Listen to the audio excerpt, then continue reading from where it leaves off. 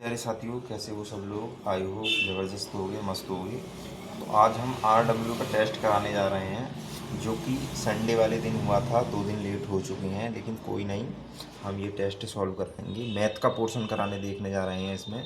पिछले संडे मैंने आपको टेस्ट करा ही दिया था, जो कि पिछले संडे हुआ था 16 तारीख में, संडे के दिन। और आज हम कराने वाले हैं, आज 23 तारीख हो चुकी है। पिछले 21 तारीख में संडे था, और संडे के दिन जो टेस्ट लिया था RW एप्लीकेशन पर, वो टेस्ट हम कराने जा रहे हैं। तो आप RW टेस्ट पर डेली टेस्ट मारते हो यूपी पुलिस का री एग्ज़ाम वाला, तो हमारे चैनल से ना जुड़ना भूलें, या SSC GD का। तो चलिए मैं एप्लीकेशन खोल लेता हूँ, इसे ओपन कर लेता हूँ। एप्लीकेशन फ्री मोकली test, free weekly mock test, UP police re exam test. ये इंटरफेस देखने को मिलेगा आपको। 21 अप्रैल 2024 का टेस्ट लगाने वाले हैं हम, मैथ पोर्शन। चलिए स्टार्ट कर देते हैं इसे। तो ये दिख रहा होगा, लोडिंग ले रहा है, जैसे कि आप देख रहे होंगे। टेस्ट खुल चुका है। इसमें देखते हैं हम न्यूमेरिकल एबिलिटी टेस्ट पोर्शन। तो चलिए पहला क्वेश्चन ये है, किसी अलमारी को 15% लाभ पर बेचा गया। यदि इसकी कीमत 5% कम होती और इसे 1470 रुपये में कम बेचा गया होता, तो लाभ 10% होता, तो अलमारी का क्रय मूल्य ज्ञात कीजिए। चलिए इस प्रकार के क्वेश्चन को देखते हैं किस प्रकार करते हैं। तो चलिए मोबाइल में रख लेता हूँ साइड में। अब देखते हैं पहला क्वेश्चन। किसी अलमारी को 15% लाभ पर बेचा गया, यानी कि 100 में खरीदी होगी और 15% लाभ में बेचा गया हो, तो 115 का बेचा गया होगा, 115। ठीक है। यदि इसकी कीमत 5% कम होती, तो इसकी कीमत अगर 5% कम होती, यानी कि 5% कम होती, तो 95 रुपये में खरीदी होती, और इसे 1470 रुपये में कम बेचा गया होता, तो 10% का लाभ होता। अब 10% का लाभ किस में होता? CP में। CP कितने का? 95। अब 95 का 10% कितना हो गया? 9.5। तो 95 में 9.5 जोड़े कितने हो गए? 114.5, यानी कि 114.5 की बेच दिया था।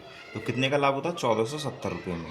1470 रुपये का अधिक लाभ होता, तो सॉरी 1470 रुपये का कम लाभ होता। अब पहले कितने का बिका? 115 का। अब 114.5 का कितना कम हो रहा है? 0.5 रुपये। और 0.5 रुपये का मान कितना हो गया? 0.5 की वैल्यू हो गई 1470 रुपये। एक की वैल्यू क्या हो जाएगी? एक की वैल्यू आएगी 1470/0.5। वैल्यू किसकी निकालनी है? अलमारी का क्रय मूल्य। क्रय मूल्य कितना है? 100 रुपये। 100 का मान निकाल लो, पॉइंट हटाएंगे, जीरो बढ़ा देंगे। 5 दूनी 10, डबल जीरो, कितना हो जाएगा? 200 गुणा ट्रिपल जीरो, 2 सत्ते 14, 2 चौका 8 एक 9, और 2 एकम 2। ये हो जाएगा 2,94,000। 2,94,000 ऑप्शन नंबर कौन सा दिख रहा है आपको? ए। तो चलिए समझ में आ गया होगा। नेक्स्ट क्वेश्चन देख लेते हैं। यदि 3 क्रमिक संख्याओं का गुणनफल 210 है, तो 2 छोटी संख्याओं का योग क्या होगा? 3 क्रमिक संख्याएं मान लेता हूँ मैं। देखिए इस क्वेश्चन को ओरल भी कर सकते हैं हम। यदि 3 क्रमिक संख्याओं का गुणनफल 210 है, मान लो 3 क्रमिक संख्याएं 1, 2 और 3। तीनों का गुणनफल कितना हो गया? 3 दूनी 6, 1 7, 7 हो रहा है ये तो। अब देखते हैं, और थोड़ी बड़ी संख्या लेते हैं, क्योंकि ये 7 छोटा आ रहा है गुणनफल। तो ले लेते हैं 3, 4, 5, 5 चौक 20 दिया 60, 60 आ रहा है ये। मान लो और थोड़ी बड़ी ले लेते हैं हम। और थोड़ी बड़ी क्या होगी? 6, 7, 8, 6 सत्ते 42, 4 अट्ठे 32। ये तो बड़ा आ रहा है, ये तो छोड़ो, इससे छोटा लेना पड़ेगा इसका मतलब हमें। अब इससे छोटा क्या हो, तो क्या ले लेता हूँ मैं? छोटी संख्या है 5, 6 और 7। कितना हुआ? 5 छंग 30, 3 सत्ते 21, 210। या फ्रेंड्स इसको 210 को तोड़ के भी देख सकते हैं हम, क्योंकि 210 जो है संख्या के फैक्टर क्या क्या हो सकते हैं? तो क्या क्या हो सकते हैं? 7 या 21, 7 गुणा 30, और 30 को मैं तोड़ सकता हूँ 6 गुणा 5 में। तो कौन कौन सी संख्या बनी? 5, 6, 7, ये क्रमागत संख्या है। तो चलिए आपके समझ में आ गया होगा। नेक्स्ट क्वेश्चन देख लेते हैं। नेक्स्ट क्वेश्चन क्या होगा हमारा? अच्छा, इसमें क्वेश्चन में और कुछ कहा, छोटी संख्याओं का योग क्या होगा? अच्छा, छोटी संख्या कौन सी होगी? 5 और 6, योग क्या हो गया? 11। तो answer option number D answer हो जाता है इसका। चलिए नेक्स्ट क्वेश्चन देख लेते हैं। 140/9 मीटर प्रति सेकंड की चाल से गतिमान एक ट्रेन 27 सेकंड में एक खंभे को पार करती है। ट्रेन की लंबाई ज्ञात कीजिए। अब ट्रेन की लंबाई क्या होती है? और क्वेश्चन नंबर 3। तो एक खंभे को जितनी देर में पार करेगी यानी कि ट्रेन अपनी ही दूरी चलेगी। तो इसका मतलब ये हुआ कि दूरी जो है, दूरी बराबर 4 गुना समय, ओरली आंसर आ जाएगा। तो दूरी बराबर क्या होता है, 4 गुना समय। अब चाल कितनी है ट्रेन की, 140/9 मीटर प्रति सेकंड में है, कोई बात नहीं। 27 सेकंड में पार करती है। समय कितना लगा है, 27 सेकंड। 27 से गुणा कर दो, दूरी आ गई 9 दिया, 27 14 दिया 42, 420 मीटर की ट्रेन होगी। ठीक है, ऑप्शन नंबर क्या हो जाता है इसका, डी। नेक्स्ट क्वेश्चन देख लेते हैं। यदि एक वर्ग का क्षेत्रफल 24 है तो वर्ग की परिधि क्या होगी। अब वर्ग का क्षेत्रफल क्या होता है, क्वेश्चन नंबर 4। वर्ग का क्षेत्रफल होता है ए स्क्वायर बराबर कितना है, 24। तो ए बराबर क्या होगा, √24। अब 24 को क्या लिख सकता हूँ मैं, 2√6। 2√6 लिख सकता हूँ, 2 दूनी 4 छम 24। ठीक है, वर्ग की परिधि क्या होती है, 4a। अब ए की वैल्यू क्या है, 2√6। तो 4 × 2√6, 4 दूनी 8, 8√6 आंसर आ जाता है इसका, परिधि ये हो गई। तो ऑप्शन नंबर कितना आ जाता है, डी। चलिए डी लगा लेते हैं। Next question. अब क्वेश्चन है 15,400 की राशि को दो भागों में विभाजित करते हैं। पहली 9% और शेष 12% साधारण ब्याज की दर पर उधार दी जाती है। 3 वर्ष बाद कुल ब्याज 4914 रुपये है। 9% और 12% की दर पर उधार दी गई राशि का अनुपात ज्ञात कीजिए। तो क्वेश्चन नंबर 5। तो पहली राशि में ए राशि को x मान सकता हूँ। बी राशि क्या हो जाती है, जब ए राशि x हो गई मेरी, तो बी राशि ऑब्वियसली 15,400 माइनस x हो जाएगी।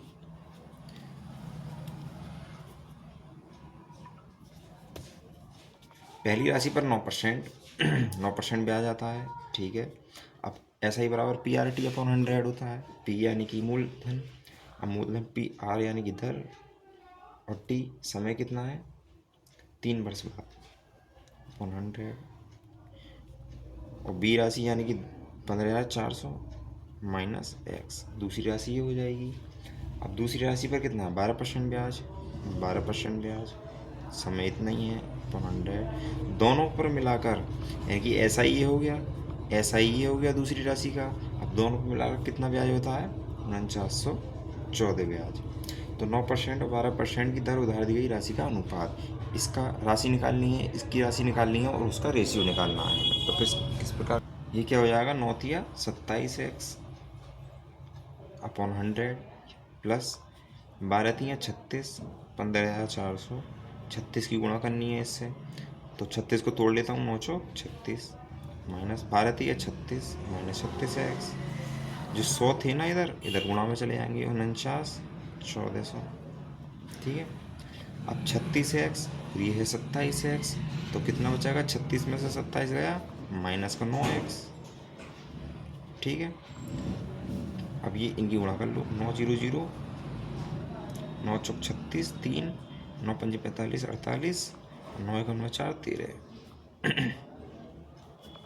ठीक है, 4 की मल्टीप्लाई करनी होगी, तो 4 0 0, 4 5 24, 2 4 8 32, 3 4 3 12, 12 और 3 15, 1 4 1 4 और 1 5, माइनस 9x इक्वल टू ये हो जाएगा। तो माइनस 9x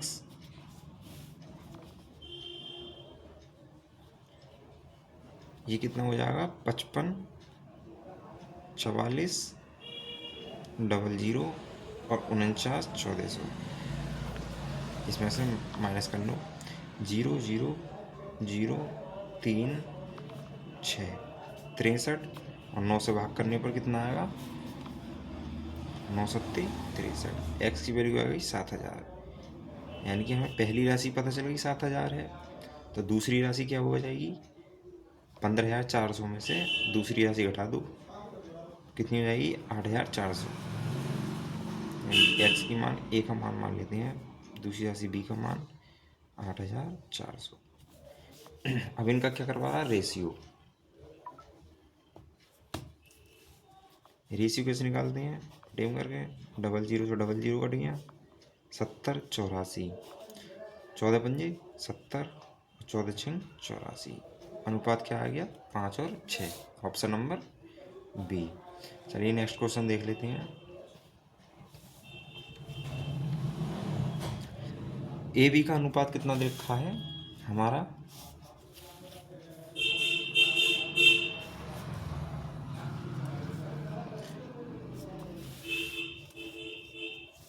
ए बी का अनुपात है 5:3, 8A माइनस 5B अनुपात 8A प्लस 5B, ये निकालना है हमें। तो चलिए यहाँ कर लेते हैं इसे। Question number 6, 8A minus 5B। अब ए की वैल्यू 5 है, बी की वैल्यू 3 है, तो 8 गुणा ए, 8 पंजे 40 माइनस और 5B, 5 दिया 15, यही नीचे आएगा 40 प्लस 15। तो अगर 40 में से 15 में घटा दूँ तो 25 बचेगा, और 40 में से 15 जोड़ दूँ 55 आ जाएगा। 5 से काटने में 5 पंजे 25, 5 11 में 55, 5 अनुपात 11 answer, option number B. Next question देख लेते हैं। किसी कक्षा में 60% छात्र लड़कियां हैं, ठीक है। क्वेश्चन नंबर 7, 60% छात्र लड़कियां हैं, टोटल विद्यार्थी 100% मान लेता हूँ। 60% छात्र लड़कियां हैं, तो 60% छात्र लड़कियां को माइनस से डिनोट कर देता हूँ मैं, तो 40% छात्र लड़के होंगे। किसी परीक्षा में 45% लड़कियां उत्तीर्ण हैं। अब 60 की 45 कितना हो गया, 60 का 45 कितना हो गया, 45/100, 3 5 27, 27 जो हैं उत्तीर्ण हैं, उत्तीर्ण है पास।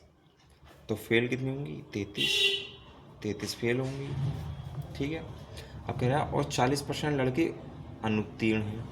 अब 40 का 40% कितना हो गया, 16 फेल हैं, 16 फेल, तो पास कितने होंगे, 24। यदि अनुत्तीर्ण होने वाली लड़कियों की संख्या 66 है, अनुत्तीर्ण कितनी है, 33, उनके हिसाब से कितना है, 66, तो 33 की वैल्यू 66 हो गई, 1 की वैल्यू 2 हो गई। निकालने किसकी वैल्यू है, तो परीक्षा में उत्तीर्ण होने वाले लड़कों की संख्या, उत्तीर्ण होने वाले लड़के कितने हैं, 24, तो 24 की वैल्यू निकाली कितनी हुई, 24 दूनी 48, तो 48 लड़के जो होंगे पास होंगे, यानी कि उत्तीर्ण होंगे, option number B.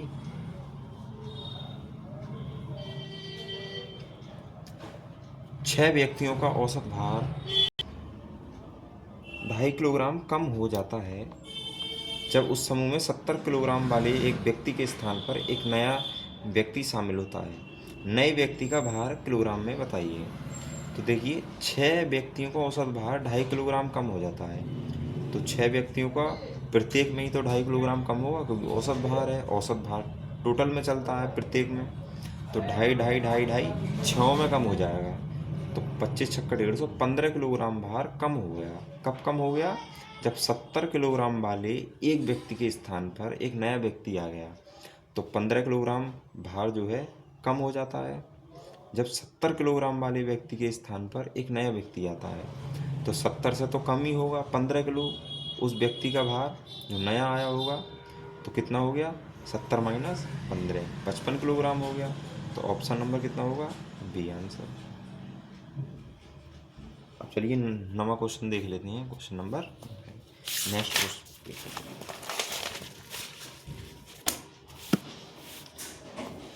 Question number 9 क्या था है, ए और बी किसी काम को 20 दिन में पूरा कर सकते हैं। ए और बी किसी काम को 20 दिन में पूरा कर सकते हैं, ठीक है, ए और बी 20 दिन में कर सकते हैं। अब कह रहा है ए अकेला उसी काम को 60 दिन में पूरा कर सकता है, ए अकेला 60 दिन में कर सकता है, ठीक है।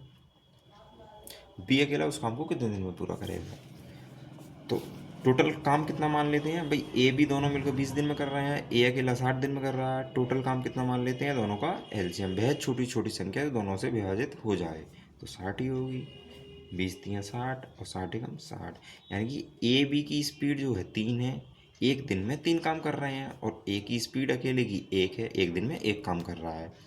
तो अगर ए बी 3 काम कर रहे हैं, ए अकेला 3 काम कर रहा है, तो बी एक दिन में कितना काम कर रहा हो, 2 ही तो करेगा।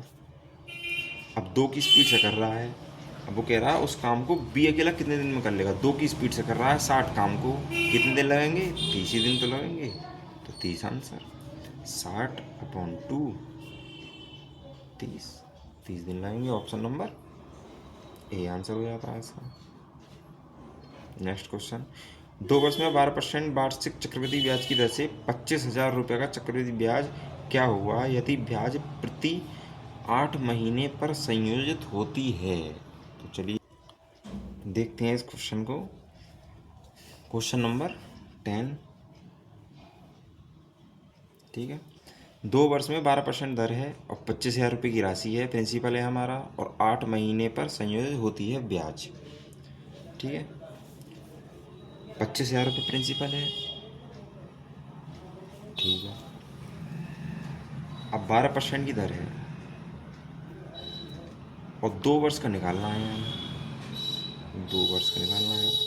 लेकिन अगर ब्याज जो है वार्षिक होती तो मैं 12% की दर से निकाल देता, लेकिन यहाँ है 8 महीने पर। अगर देखो एक बात समझो आप, जैसे छमाही होती ब्याज, तो 1 साल में कितनी छमाही होती हैं, 2 ही तो होती हैं। मैं 2 से भाग कर देता यहाँ, यानी कि दर हो जाती आधी और दिनों की संख्या दुगनी हो जाती। अगर यहाँ तिमाही होती तो तिमाही में क्या करता मैं, 1 साल में कितनी तिमाही होती हैं, 4, तो मैं 4 से भाग कर देता। 4 से भाग क्यों करता मैं, क्योंकि तिमाही जो होती हैं 1 वर्ष में 4 होती हैं भाई, 12 महीने का होता है 1 वर्ष, और तिमाही जो होती हैं 4 3 चौक 12 4 होती हैं। ऐसी तो निकाला मैंने, तभी तो 4 से भाग करूँगा मैं। अब जैसे 12 महीने, अगर मैं 4 माह का निकालता तो 4 माह कितने होते हैं, 3 होते हैं, तो 3 से भाग करता। अब ये कह रहा 8 महीने, तो 12 को 8 से भाग करूँगा ना करूँगा, तो 4 दिया 12, 4 दूनी 8, 3/2 से भाग करनी होगी मुझे। 8 महीने निकालने हैं तो मुझे, क्योंकि 1 साल में 8 महीने 3/2 होती हैं। तो 12% को क्या करूँगा, 3/2 से भाग कर दूँगा। 3 चौक 12 और 4 दूनी 8। अब ये परसेंट बन के आ गई मेरे पास एक्यूरेट 8%। अब 8% का फ्रैक्शन कितना होना, परसेंट को हटाऊंगा 100 से भाग कर दूंगा, 8/100। अब मैं 100 से भाग करूंगा, 8 से गुणा कर दूंगा प्रिंसिपल में, प्रत्येक साल का मेरे पास आ जाएगा। 2 वर्ष का निकलवा रहा है, ठीक है। 100 से भाग करूँ तो 100 से भाग करूँगा 250 और 8 से गुणा करूँगा 200, यानी कि 25 200 2000। 1 साल का, 1 साल का नहीं 8 महीने का आया है ये, 8 महीने का आ गया मेरे पास क्या, इंटरेस्ट, कंपाउंड इंटरेस्ट, ठीक है। पहले साल में तो सिंपल इंटरेस्ट ही आता है, लेकिन कंपाउंड इंटरेस्ट मान लो। अब 8 महीने, दूसरे 8 महीने क्या आएगा, 2000 तो आएगा ही। अब 100 से भाग करो इसको, 100 से भाग करने पर 20, 2 8 16 160, ठीक है। अब तीसरे 8 महीने क्या आएगा, 2000 तो आएगा ही। अब इस पर भाग करो 160 और इसे भाग करो 160 और इसे भाग करेंगे हम 100 से, 1.6 की 8 से गुणा, 16 8 128, 12.8। अब क्या कह रहा है वो कह रहा है कि 8 महीने पर चक्रवृद्धि ब्याज ज्ञात कीजिए। चक्रवृद्धि ब्याज क्या होगा, यही तो हो गया टोटल चक्रवृद्धि ब्याज। तो 2000 ये, 2000 ये, 2000 ये, कितना हो गया 6000, 160 160 160, 480 और 12.8, यही हमारा कंपाउंड इंटरेस्ट हो गया। 2 9 4 6 64 92.8, 64 92.8 कौन सा है ऑप्शन, तो लगभग कह रहा है ना, अप्रॉक्सीमेट निकाल लो, 64 92.8, 64 93 के आसपास हो गया। तो सेव एंड नेक्स्ट का बटन दबा देते हैं। चलो ऑप्शन नंबर सी हो जाता है। चलिए नेक्स्ट क्वेश्चन देख लेते हैं हम। नेक्स्ट क्वेश्चन क्या होता है, ये